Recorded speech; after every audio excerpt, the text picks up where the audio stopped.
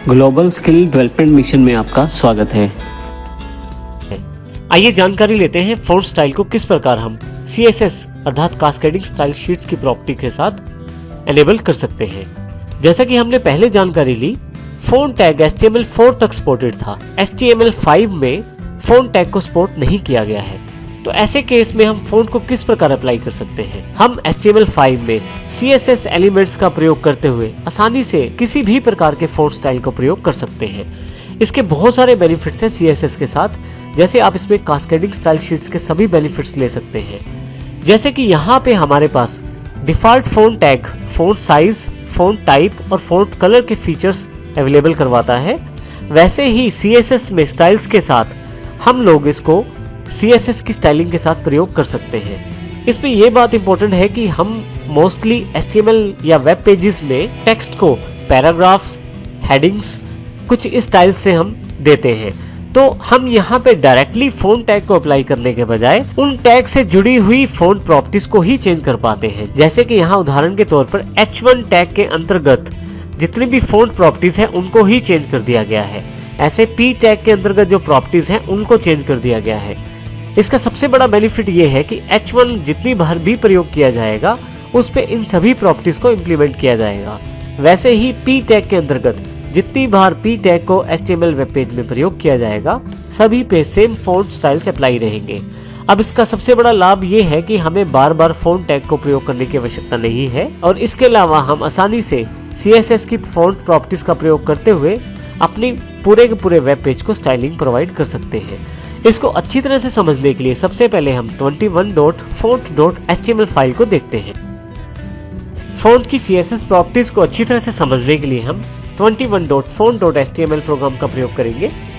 जैसे ही आप इस पर डबल क्लिक करते हैं आपके पास यहाँ ब्राउज़र में आपकी फाइल ओपन हो जाती है। अच्छी तरह से समझने के लिए हम इसको राइट क्लिक करके एडिट विद नोटपैड++ या नोटपैड के साथ भी खोल देते हैं, जो कि फाइलें हमारे पास पहले से ही खुली हुई हैं। अब यहाँ पे यदि आप देखें तो हमने यहाँ पे दो चीज़ें बॉडी टैग के अंतर्गत शामिल की हैं। एक तो P टैग है जिसके अंतर्गत हमने एक पैराग्राफ बनाने की कोशिश की है छोटा सा, और दूसरा टैग H1 टैग है जिसके अंतर्गत हमने H1 टैग का एक छोटा सा टाइटल दिया है। अब यहाँ पे इन दोनों को प्रॉपर्टीज असाइन की जा सकती है CSS के स्टाइल के द्वारा। यहाँ यदि आप हेड सेगमेंट में देखें तो हमने यहाँ पे स्टाइल्स भी डिफाइन किए हैं फ़ॉन्ट के लिए। आइए स्टाइल टैग के अंतर्गत देखते हैं हमने क्या क्या किया है। सबसे पहले हमने H1 को एक स्टाइलिंग प्रोवाइड करने की कोशिश की है CSS स्टाइलिंग के द्वारा।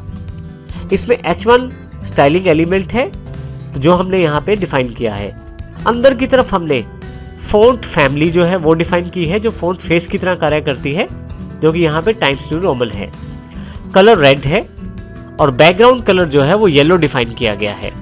और इसी तरह से यदि P टैग को देखा जाए तो फ़ॉन्ट फैमिली एरियल है, कलर ब्लू है, फ़ॉन्ट साइज 40 पिक्सल है और इसका बैकग्राउंड कलर येलो है। आप यदि यहाँ देखें तो नीचे वाला जो पैराग्राफ है वो हमारा हेडिंग है। तो आप देखेंगे हेडिंग वाली सारी प्रॉपर्टीज यहाँ पे डिफाइन कर दी गई है। आप देखेंगे कि हेडिंग के साथ जितनी भी फ़ॉन्ट प्रॉपर्टीज अटैच हैं वो सारी यहाँ पे इम्प्लीमेंट कर दी गई हैं। इसी तरह से P टैग जो है वो ऊपर वाला टैग है, उस पे हमने जितनी भी फ़ॉन्ट की प्रॉपर्टीज हैं वो सारी की सारी P टैग पे अप्लाई कर दी हैं। तो इस प्रकार हम आसानी से CSS की फ़ॉन्ट स्टाइलिंग का प्रयोग करते हुए आसानी से हम अपने हेडिंग्स को, पैराग्राफ्स को या टेक्स्ट को फॉर्मेट कर सकते हैं। हम आसानी से इसे चेंज भी कर सकते हैं। जैसे मान लीजिए मुझे यहाँ कलर चेंज करना है, रेड की जगह मैं कुछ और कलर चाहता हूँ तो वो भी चेंज कर सकता हूँ। उसके लिए मुझे यहाँ पे सिर्फ कलर को टाइप करना है, फाइल को सेव करना है, यहाँ पे रिफ्रेश करना है फाइल को। आप देखेंगे नीचे कलर चेंज हो गया है। इसी प्रकार से यदि आप साइज चेंज करना चाहते हैं तो वो भी कर सकते हैं। मैं सेव कर देता हूँ फाइल को और फिर से रिफ्रेश कर देता हूँ।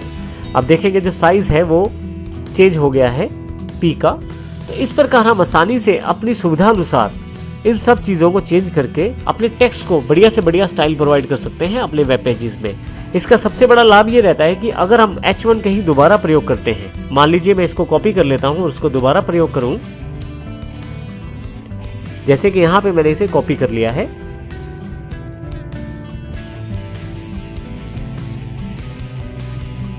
फाइनली यहाँ पे मैं इसे पेस्ट कर देता हूँ और फिर से इस पेज को सेव कर देता हूँ। रिफ्रेश करता हूँ तो आप देखेंगे कि 2 बार इस H1 टैग का प्रयोग किया गया है और दोनों बार सेम स्टाइलिंग जो है वो डिफाइन कर दी गई है। तो इसका सबसे बड़ा लाभ ये है कि हम जितनी बार चाहें एक ही फ़ॉन्ट स्टाइल को एक पर्टिकुलर एलिमेंट से बाइंड करके आसानी से उसको दोबारा प्रयोग कर सकते हैं। हालांकि अलग अलग स्टाइल को प्रयोग करने के लिए भी ऑप्शन अवेलेबल है CSS में, जिनकी जानकारी हम आने वाले सेशंस में अवश्य लेंगे। लेकिन यहाँ का जो मुख्य कार्य है वो हमने ये देखा है कि किस प्रकार CSS के फ़ॉन्ट स्टाइल्स का प्रयोग करते हुए हम आसानी से फॉर्मेटिंग कर सकते हैं। ध्यान रखने वाली बात यह है कि HTML4 और लेस ही केवल फ़ॉन्ट टैग को सपोर्ट करते हैं। HTML5 सीरीज फ़ॉन्ट टैग को सपोर्ट नहीं करती है। तो इस प्रकार आप इन सब का प्रयोग कर सकते हैं।